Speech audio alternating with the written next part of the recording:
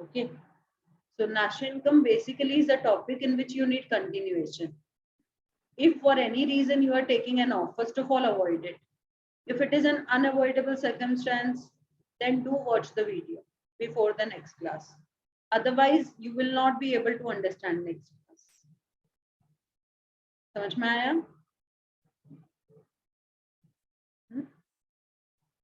चलिए, आज हम कॉन्सेप्ट करेंगे डोमेस्टिक टेरिटरी। डोमेस्टिक टेरिटरी का दूसरा नाम क्या है? इकोनॉमिक टेरिटरी, पहला 1 मार्कर। ठीक है, what is the other name for domestic territory? Economic territory. Economic territory. What is domestic territory? One thing is called geographical territory. एक तो आपकी geographical territory होती है कि भाई हमारा जो चीज है, हमारा जो कंट्री है वो यहाँ से लेके यहाँ तक फैला हुआ है, जो कि आप वर्ल्ड में इंडिया का मैप देख सकते हैं, वो हमारी geographical territory। डोमेस्टिक टेरिटरी उससे अलग, हमारी जोग्राफिकल टेरिटरी में ही कई चीजें हैं जो हमारी डोमेस्टिक टेरिटरी में नहीं आती, और दूसरे देशों में कई चीजें हैं जो हमारी टेरिटरी में आती हैं। तो ऐसी क्या चीज है, तो हम उसको अंडरस्टैंड करने के लिए पढ़ेंगे।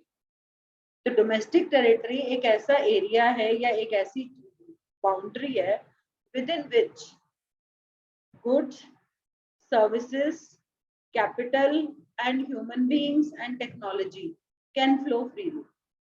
एक ऐसा एरिया जहां goods, services, human beings freely flow कर सके। फ्रीली मींस आ जा सके, उस पर कोई लीगल रिस्ट्रिक्शन ना। अगर मुझे किसी और कंट्री जाना है, there are many legal formalities I will have to fulfil, green card, visa, passport, but if I have to roam within India, I can roam around anywhere, right? So that area where goods, services, capital, technology, human beings, they all can flow freely, that is called domestic territory of an economy. अब normally speaking तो ऐसे लगता है कि जो हमारा map है वही हमारी डोमेस्टिक टेरिटरी होगी, लेकिन ऐसा नहीं। विद इन आवर मैप ऐसे बहुत सारे शिप्स हैं, एयरक्राफ्ट्स हैं जो हमारे रेजिडेंट ओन करते हैं। एयर इंडिया के जितने भी आपके प्लेन्स हैं इंडियन गवर्नमेंट ओन करती थी, या अब जिन्होंने खरीदा वो ओन करती, लेकिन वो इंडिया में फ्लाई नहीं करती। सपोज एक एयरक्राफ्ट है, वो हमेशा जो है it flies between UK and USA है हमारा, तो भी वो हमारी टेरिटरी में आएगा। ऐसे ही हमारे शिप है कहीं और फ्लोट कर रहे हैं, हमारी टेरिटरी में आएंगे। ऐसी फिशिंग वेसल है, oil and natural gas rigs है, फ्लोटिंग प्लेटफॉर्म्स हैं जो कि हमारे रेजिडेंट ऑपरेट करते हैं इंटरनेशनल वाटर्स में। लेकिन कौन से इंटरनेशनल वाटर में? जिसके ऊपर हमें एक्सक्लूसिव राइट ऑफ ऑपरेशन मिला हुआ है। इंटरनेशनल वाटर ना बटे हुए हैं कि ये एरिया हमने इंडिया को दिया है राइट ऑपरेट करने का, इतने एरिया में हमने चाइना को राइट दिया है, इतने एरिया में हमने इसको राइट दिया है। तो इंटरनेशनल वाटर्स का वो एरिया जिसमें हमें एक्सक्लूसिव राइट्स ऑफ ऑपरेशंस मिले हुए हैं, उसमें हम क्या करते हैं? वहां से मछलियां पकड़ते हैं। अगर वहां बाई चांस कोई पेट्रोलियम रिजर्व्स निकल आए तो हम वहां से oil and natural gas derive करते हैं, फ्लोटिंग प्लेटफॉर्म वहां चलाते हैं। ठीक है, ओके, तो वो भी हमारी डोमेस्टिक टेरिटरी में आता है। हर एक देश में दूसरे देश की एम्बेसीज होती है। इंडिया में जिनके भी साथ हमारे ठीक ठाक रिलेशंस हैं, उस हर कंट्री की एम्बेसी होगी, और उस कंट्री में इंडिया की एम्बेसी होगी। इंडिया की एम्बेसी वर्ल्ड में कहीं भी हो, इंडिया का कॉन्सुलेट वर्ल्ड में कहीं भी हो, इंडिया की मिलिट्री एस्टेब्लिशमेंट वर्ल्ड में कहीं भी हो, वो इंडिया की डोमेस्टिक टेरिटरी है। पिछले दिनों आपने सुना होगा कि ऑस्ट्रेलिया में इंडियन स्टूडेंट्स के साथ मारपीट की जा रही है। तो हम हर जगह अपनी एम्बेसी रखते हैं to help our citizens, consulates रखते हैं जो हमारे बिजनेस रिलेशंस उस कंट्री से इंप्रूव करने के लिए एफर्ट करता है, वहां की कंपनी से, गवर्नमेंट से। मिलिट्री एस्टेब्लिशमेंट रखते हैं कि अचानक दूसरे देश में रहते हुए इंडियंस पे कोई अटैक कर दे तो हमारी एक मिलिट्री एस्टेब्लिशमेंट है विच विल प्रोटेक्ट देम। हम गवर्नमेंट को टैक्स दे रहे हैं तो गवर्नमेंट हमें सारी फैसिलिटीज देगी। ठीक है, तो वर्ल्ड वाइड जितनी भी कंट्रीज है वहां हमारी एम्बेसी है, वो हमारी टेरिटरी है। हमारे कॉन्सुलेट्स है, हमारी टेरिटरी है। हमारी मिलिट्री एस्टेब्लिशमेंट है, हमारी टेरिटरी है। लेकिन जो इंडिया में फॉरेन कंट्रीज की एम्बेसी है, कॉन्सुलेट्स है, मिलिट्री एस्टेब्लिशमेंट है, वो हमारी टेरिटरी नहीं है, वो हमारी टेरिटरी नहीं है। और जो इंटरनेशनल बॉडीज हैं, यूएनओ, डब्ल्यूएचओ, यूनिसेफ और आपका से इंटरनेशनल लेबर ऑर्गेनाइजेशन, ये किसी भी कंट्री की जो डोमेस्टिक टेरिटरी में नहीं आती, इनको हमेशा इंटरनेशनल टेरिटरी में गिना जाता है। तो यूनाइटेड नेशंस ने क्या डेफिनेशन दी है इकोनॉमिक टेरिटरी की? An area administered by a government within which persons, goods and capital circulate freely. एक ऐसा एरिया जिसमें पर्सन्स, गुड्स और कैपिटल फ्रीली मतलब no legal restriction. Meaning clear हुआ domestic territory? Yes ma'am. Implication क्या है, हम क्यों पढ़ रहे हैं क्या होती है डोमेस्टिक टेरिटरी? जो इनकम हमारी डोमेस्टिक टेरिटरी में जनरेट होगी वो हमारी डोमेस्टिक इनकम का हिस्सा होगी, जो इनकम तुम्हारी डोमेस्टिक टेरिटरी में जनरेट होगी वो तुम्हारी इनकम का हिस्सा होगी। तो कोई इनकम मान लो इंडियन एम्बेसी में जनरेट हुई, तो चाहे वो यूएस में है इंडियन एम्बेसी, तो भी वो हमारी जीडीपी में आएगी। कोई इनकम यूएस एम्बेसी में जनरेट हुई, चाहे वो यूएस एम्बेसी इंडिया में ही है, लेकिन वो यूएस के जीडीपी में इंक्लूड होगी। अंडरस्टूड क्यों पढ़ रहे हैं हम ये? Any income generated in our domestic territory is a part of our domestic income, our GDP. ठीक है? Any income generated outside our domestic territory is not a part of our domestic income. Logic clear हो रहा है? Yes ma'am. अब test करते हैं तुम्हें समझ में आया है कि नहीं। An Indian company in London.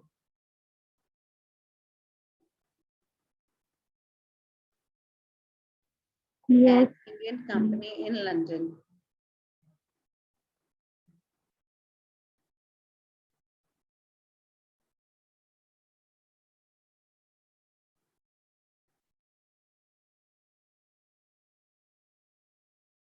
London में इंडिया की कंपनी है।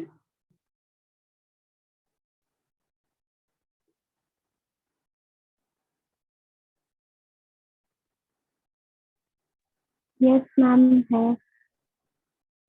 देखो सिर्फ एम्बेसी कहीं भी हो वर्ल्ड में हमारी टेरिटरी, हमारी कंपनीज नहीं, हमारे बैंक्स नहीं, हमारी एमएनसीज नहीं, सिर्फ एम्बेसी, कॉन्सुलेट और मिलिट्री एस्टेब्लिशमेंट, इसके अलावा कुछ नहीं। गूगल का ऑफिस इंडिया में है, इंडिया की टेरिटरी है। रिलायंस का ऑफिस न्यूयॉर्क में है, न्यूयॉर्क की टेरिटरी है। कंपनीज का कहीं नहीं आया, रेफरेंस नहीं आया ना? Yes ma'am. ठीक है, तो it is a territory of London. Microsoft office in India? Yes. Company in India owned by a Japanese? Yes. Company India में है ना, तो हमारी टेरिटरी है। यस नो मत करो, इंडियन टेरिटरी, फॉरेन टेरिटरी ऐसे बोलो। ठीक है। Office of Reliance industries in New York? Foreign territory. Branch of foreign bank in India?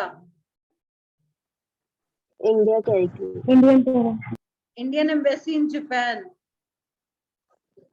Foreign. Indian territory. Embassy कहीं भी होगी इंडिया की, इंडियन टेरिटरी में आएगी, है ना? बोला ना मैंने, embassy, consulate, military establishment. Branch of SBI in China? Foreign territory. Russian embassy in India? India territory. Foreign territory. Foreign territory. Russia की एम्बेसी, रशिया, इंडिया की एम्बेसी वर्ल्ड में कहीं भी हो, इंडिया। दिशा कॉन्सेप्ट क्लियर नहीं है?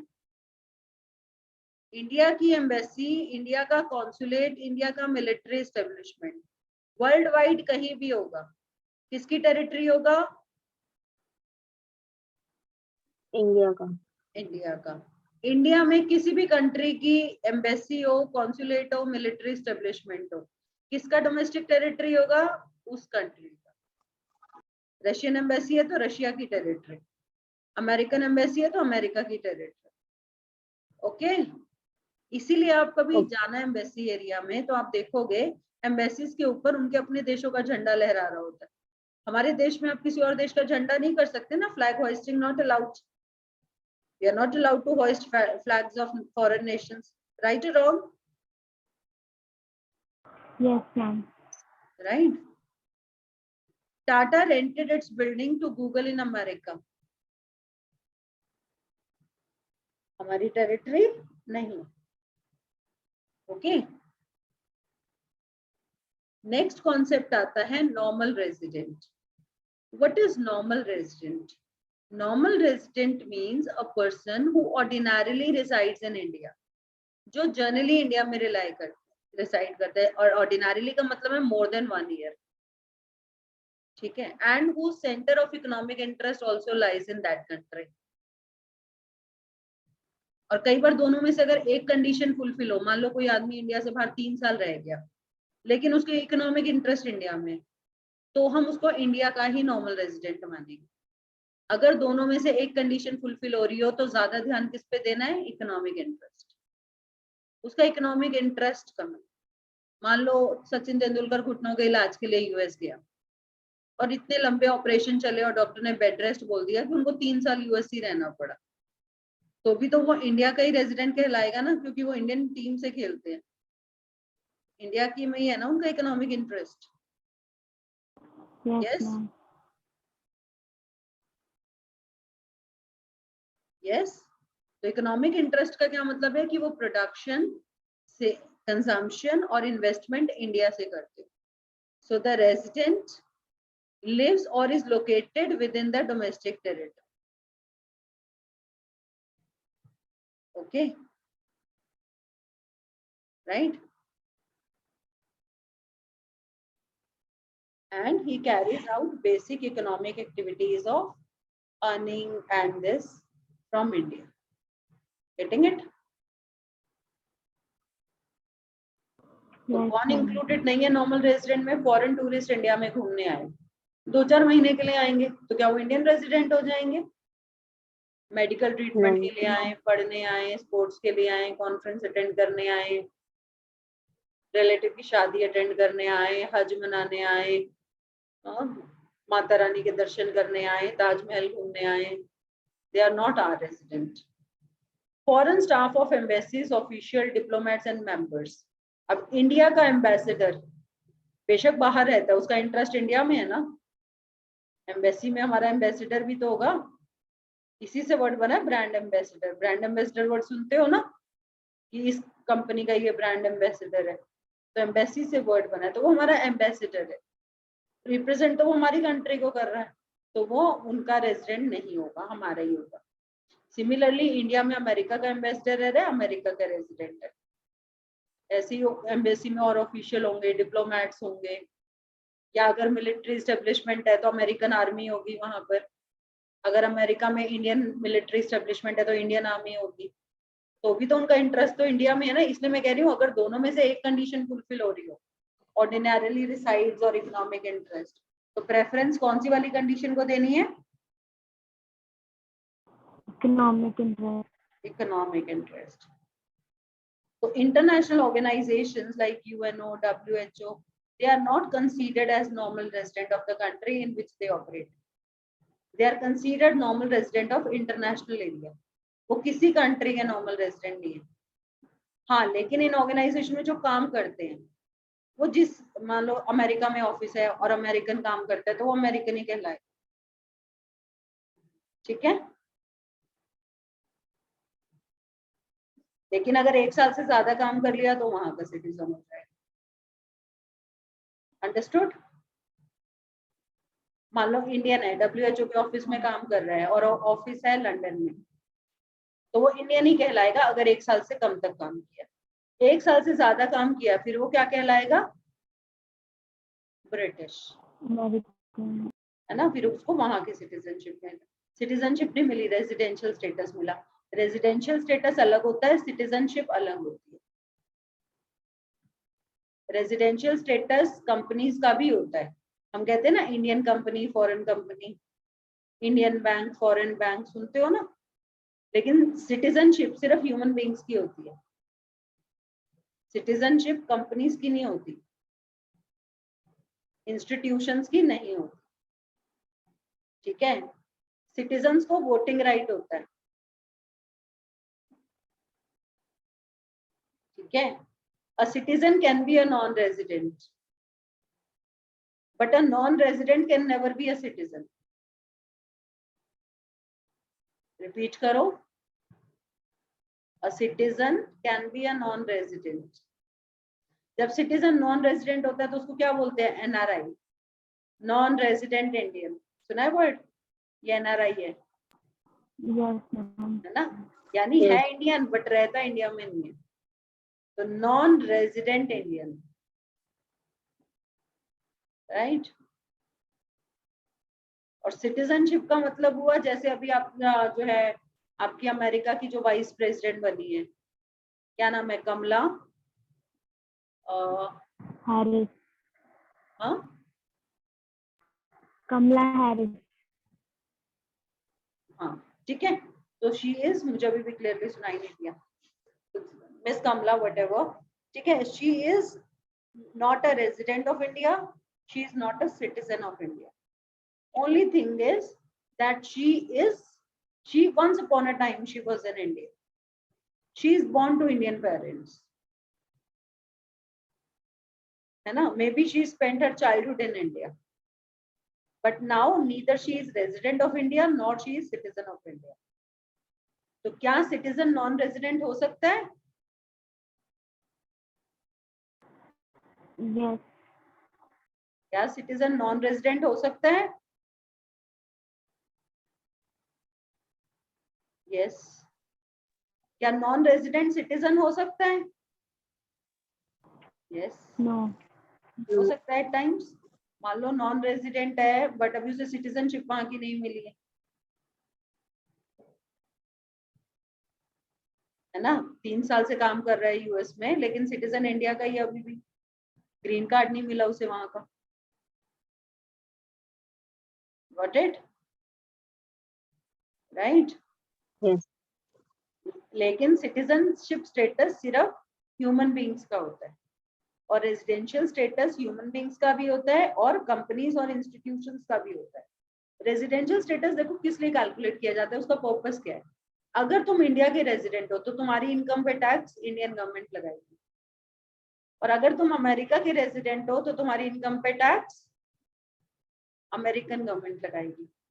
अगर हम ये फिक्स नहीं करेंगे कौन कहाँ का रेजिडेंट है, तो बेचारे एक आदमी पे 200 देश टैक्स लगा देंगे, मुझे भी टैक्स भर, मुझे भी टैक्स भर, मुझे भी टैक्स भर, है ना? खास करके ये अंबानी जैसे लोग जो कभी कहीं घूमते रहते हैं, कभी कहीं कभी कहीं, इनकी इनकम पे तो सारी कहेंगे हमें भी टैक्स दो, हमें भी टैक्स दो, हमें भी टैक्स दो। शाहरुख खान कभी कहीं शूटिंग कर रहा है, कभी कहीं कर रहा है, कभी कहीं कर रहा है, तो शाहरुख खान सारी गवर्नमेंट्स को टैक्स भरता रहेगा, है ना? तो इनको सबसे पहले प्रूफ देना पड़ता है अपने रेजिडेंशियल स्टेटस का, कि मैं पूरा साल इंडिया में ही रहा हूँ और मैं इंडिया का ही रेजिडेंट हूँ और मैं इंडियन गवर्नमेंट को ही टैक्स दूंगा, ठीक है? Okay. Crew members of foreign vessels, commercial travelers and seasonal workers. जो हमारे फॉरेन वेसल्स होते हैं, मान लो इंटरनेशनल वाटर में हमारे वेसल्स घूम रहे हैं, कमर्शियल ट्रैवलर्स हैं, सीजनल वर्कर हैं। कमर्शियल ट्रैवलर समझते हो ना? अब कोई आदमी है मान लो वो मर्चेंट नेवी में है, मर्चेंट नेवी समझते हो जो शिप जाता है माल ले लेके बाहर, अब वो शिप गया 2 साल बाद वापस आया, वहीं के वहीं कहीं और निकल गया, ऐसे ही हमारे जो है सीजनल वर्कर होते हैं, तो अगर वो लेस देन 1 ईयर रहे तो they will be Indian resident. Border worker, जैसे जब हम लोग बिहार जाते हैं, हमारे गांव से नेपाल का बॉर्डर आधा घंटा दूर है, तो बहुत सारे लोग ऐसे वो नेपाल में जॉब करते हैं, सुबह जाते हैं नेपाल, शाम को घर वापस, और नेपाल के लिए तो कोई वीजा वगैरह भी नहीं लगता, तो कई बार ऐसा होता है बॉर्डर्स पे, तो ऐसे में वो वहां के रेजिडेंट कहलाएंगे जहां वो रहते हैं, वहां के नहीं जहां वो काम करते हैं। अभी बातें ना सुनने में तो अभी तो बहुत इजी लग रही हैं, लेकिन जब एक एक पे एमसीक्यू बनेगा तो कितना दिमाग में रखनी पड़ेगी ना एक एक बारी की, है ना? Yes, ma'am. ठीक है, इसलिए नेशनल इनकम पहली बार में बच्चों को थोड़ा थोड़ा समझ में आता है, फिर फर्स्ट टर्म में मैं दोबारा कराती हूँ, फिर थोड़ा और अच्छा समझ में आता है, ठीक है। फिर नवंबर दिसंबर में एक थर्ड टच देते हैं हम इसको, प्री बोर्ड आने वाला होता है, तब समझ आता है। और फिर प्री बोर्ड के बाद बच्चा कहता है मैम नेशनल इनकम एक और बार करा दूं। समझ रहे हो, तो ये चैप्टर कुछ ऐसा। अभी तो मैं तुम्हारा यूटी के हिसाब से करवा तो अपनी तरफ से बेस्ट ही रही हूँ, लेकिन फिर भी तुम जो सोचोगे ना कि हाँ बिल्कुल क्रिस्टल क्लियर हो जाएगा हमें फर्स्ट टाइम में, किसी बैच को नहीं होता। बहुत ट्रिकी चैप्टर है, बारीक बारीक गलतियां करोगे अभी, ठीक है। अब जैसे हमें आइडेंटिफाई करना है इनमें नॉर्मल रेजिडेंट कौन है, तो Indian officials working in the Indian embassy in USA, India के रेजिडेंट है। आंसर थोड़े छुपा दिए मैंने। Indian officials working in the Indian embassy in USA. Yes, ma'am. Indian resident.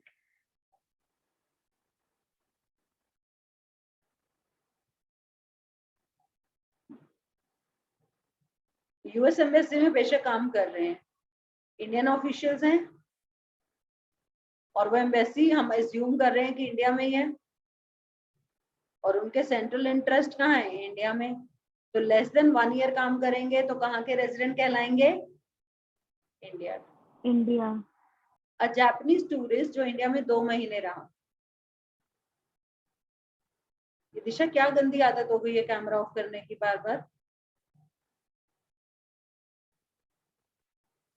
A Japanese tourist who stays in India for 2 months. Disha, answer No. it.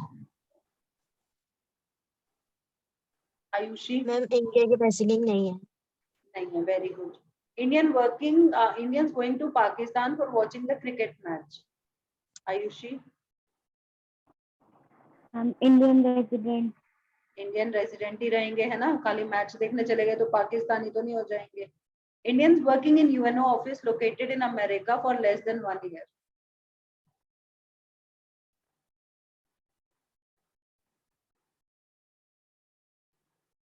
UNO office international organisation है, वो international territory में आता है, तो less than ma'am year India. काम किया तो Indian ही रहेंगे, है ना। Yes ma'am. Indian employees working in WHO located in India. Indian resident. Indian है क्योंकि WHO इंटरनेशनल ऑर्गेनाइजेशन है। Foreign tourist visiting India for a month to सी ताजमहल।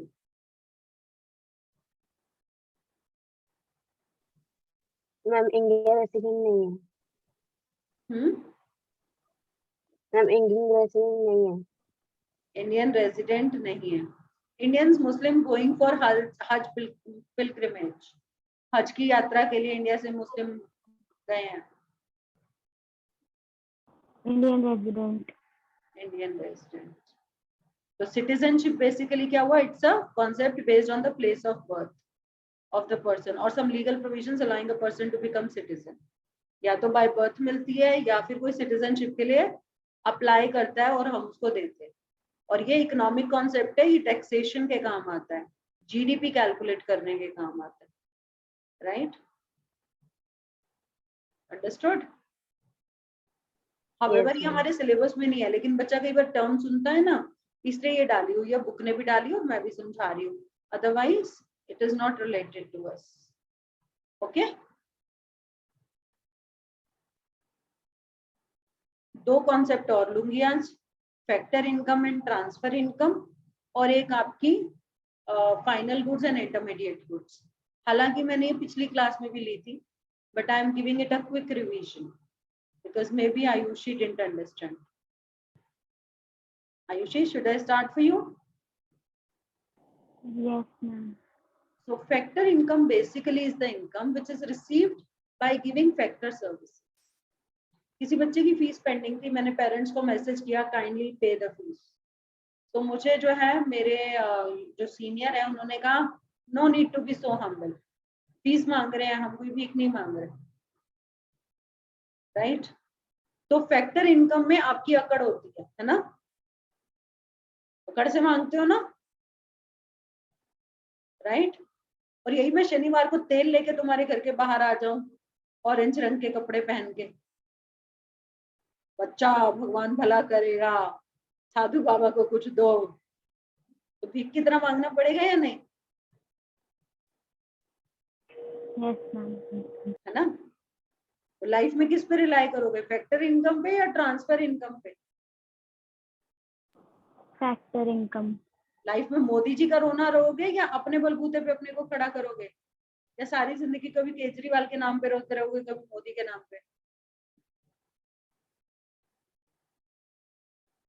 है ना?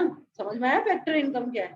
फैक्टर इनकम में मैं अपनी लैंड दे रही हूँ तुम्हें, लेबर दे रही हूँ, कैपिटल दे रही हूँ, एंटरप्रेन्योरियल स्किल दे रही हूँ, तुम बदले में मुझे लैंड दी तो रेंट दे रहे हो, लेबर दी है तो वेजेस दे रहे हो, कैपिटल दी है तो इंटरेस्ट दे रहे हो, एंटरप्रेन्योरियल एबिलिटी दी है तो प्रॉफिट दे रहे हो। तो ये मेरे हक की कमाई है।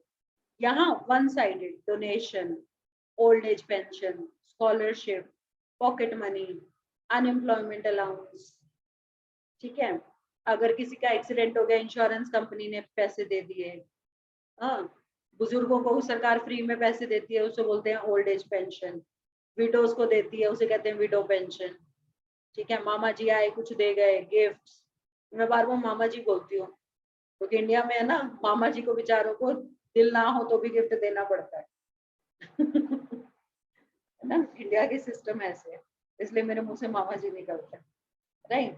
तो मामा जी गिफ्ट दे गए, तो all these are remittances from abroad, मेरे रिश्तेदार फॉरेन में रहते हैं, पैसे भेज दिए, तो we call it remittances from abroad, ठीक है? तो ये सारी क्या है आपकी transfer payments. Transfer payments are not included in national income, factor incomes are included, so they are included in national as well as domestic income, they are not included anywhere। ये आपने अर्न किया, ये अपनी मेहनत की कमाई है, ये आपने खाली रिसीव किया, ठीक है? And then we can give example, ये कोई भी रिसीव कर सकता है, household, government, firms, taxes, transfer payment, जब हम गवर्नमेंट को टैक्स पे करते हैं, ट्रांसफर पेमेंट, गवर्नमेंट हमें सब्सिडी देती है, ट्रांसफर पेमेंट, ठीक है? लेकिन फैक्टर इनकम कमा के आती है, क्लियर हुआ? Yes, ma'am. Next is your final goods and intermediate goods. इसके लिए आपको ध्यान होगा, मैंने एक चार्ट करवाया था कि टोटल गुड्स के बेटा 4 यूज है, इसको ना मैं यहाँ से नहीं कराती, ये मेरी लिस्ट वाली।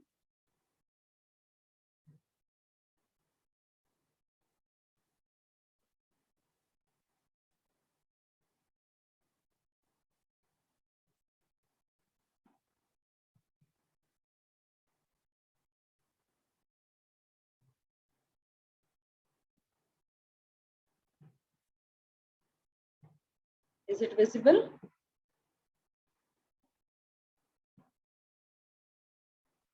Yes, ma'am. तो बेसिकली जो हमारे गुड्स हैं, we can classify them into intermediate and final. तो intermediate goods are those goods which are produced, which are used either for resale or for further production। दुनिया की her good के ना 4 ही use है, या तो वो रीसेल होगी, या वो फर्दर प्रोडक्शन में यूज होगी, या वो कंज्यूम होगी, या वो इन्वेस्ट होगी। तो अगर वो जो है आपकी रीसेल हुई और फर्दर प्रोडक्शन में यूज हुई तो इंटरमीडिएट, कंज्यूम और इन्वेस्ट हुई तो फाइनल, ठीक है? देखते हैं हम ये कैसे है। देखो 2 तरह की गुड्स हैं, इंटरमीडिएट और आपकी ड्यूरेबल और नॉन ड्यूरेबल। ड्यूरेबल माना जो काफी लंबा समय चलेगी, और नॉन ड्यूरेबल जो एक बार में खत्म हो जाएंगी। बड़े ध्यान से समझो तो बड़ा इजीली समझ में आएगा। अगर मैंने ये मास्क 50 रुपए का लिया, तो इस मास्क में इस कपड़े की वैल्यू ऑलरेडी नहीं है, इसमें ये जो लगा हुआ है ब्रीदिंग सिस्टम, ये ऑलरेडी इसकी वैल्यू इंक्लूड नहीं कर रहा, राइट? Yes, ma'am. ठीक है, इस प्लास्टिक की वैल्यू ये इंक्लूड नहीं कर रहा। अगर मैं इसको अलग से लूंगी तो क्या डबल काउंटिंग नहीं हो जाएगी जीडीपी में? Yes, ma'am. इसलिए इंटरमीडिएट गुड्स को नेशनल इनकम में नहीं लिया जाता, ठीक है? तो जितनी भी आपकी सिंगल यूज गुड्स है, यानी एक बार यूज होने वाली, वो या तो रीसेल में यूज होती है, या फर्दर प्रोडक्शन में, या कंजम्पशन में। तो जब वो कंजम्पशन में यूज होती है तो वो फाइनल होती है। यही मास्क मैंने खरीदा तो ये फाइनल, यही मास्क रीसेल के लिए खरीदा गया तो इंटरमीडिएट। इसी मास्क से जो है पूरी पीपी किट बनी और चीजें ऐड ऑन करके, तो ये हो गया इंटरमीडिएट, फर्दर प्रोडक्शन में यूज हो रहा है। मिल्क फैमिली ने खरीदा, फाइनल। मिल्क डेयरी वाले ने रीसेल के लिए खरीदा, इंटरमीडिएट, ठीक है। और मिल्क खरीदा आपके किसी से हलवाई ने कोई मिठाइयां बनाने के लिए, वंस अगेन इंटरमीडिएट। और फाइनल क्या होती है, वो या तो कंज्यूम होती है या इन्वेस्ट। तो जितनी भी आपकी ड्यूरेबल आइटम है वो या तो कंज्यूम होंगी या इन्वेस्ट होंगी या फिर वो रीसेल होंगी। उसके 3 यूज है ड्यूरेबल के। जैसे मान लेते हैं फर्नीचर, फर्नीचर फैमिली ने खरीदा, कंजम्पशन। मैंने अपने कोचिंग के लिए फर्नीचर खरीदा, इन्वेस्टमेंट। लेकिन फर्नीचर जेल रोड पे दुकानों वालों ने खरीदा फॉर रीसेल, फाइन, इंटरमीडिएट। यहाँ बच्चे कंफ्यूज हो जाते हैं, वो सोचते हैं अगर गाड़ी ही फॉर्म ने खरीदी है इंटरमीडिएट होगी। नहीं, इस मास्क में कपड़े की वैल्यू तो इंक्लूड है, लेकिन उस मशीन की वैल्यू थोड़ा ना इंक्लूड है जिससे इसको स्टिच किया गया। उस मशीन से तो लाखों मास्क अभी बनेंगे, है ना। तो मशीन तो इन्वेस्टमेंट हुई ना, फाइनल गुड हुई ना। अंडरस्टूड। Yes, हम ma'am. क्यों नहीं ले रहे इंटरमीडिएट, क्योंकि उसकी वैल्यू ऑलरेडी इसमें है। जब ये मास्क मार्केट में 50 रुपए का बिक रहा है तो 50 रुपए में सारी वैल्यू है, लेकिन 50 रुपए में मशीन जो 5 लाख की आई है उसकी वैल्यू है?